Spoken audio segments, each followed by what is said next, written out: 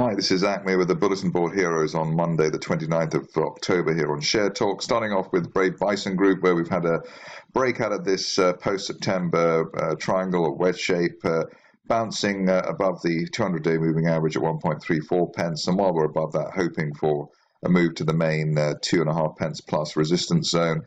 We're cautious on the shares, maybe wait for an end-of-day close above the 50-day moving average. That's there at 1.65 pence. Blast from the past here in the form of Mkango. You can see that there's been it's just starting to break this wedge that's been in place since August, and that's also the 200-day moving average area as well, 8.4 pence. So end-of-day close above that over the next day or two should be enough to push the shares towards the main 10 to 11 pence resistance. Stop loss obviously back below 7.5 pence.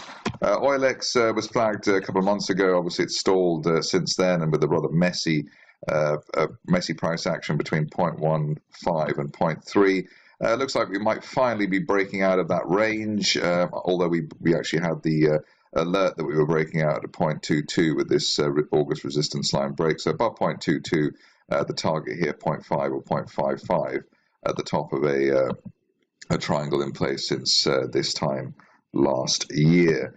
As there are only a few situations around which are looking juicy today, we've got to cover almost all of them. President Enrgy gap through the 50-day moving average and through the top of that wedge there from February at the 50-day line at 8.66 pence, and while we're above that, looking for at least 10 pence over the next few sessions or the next week or so, hopefully.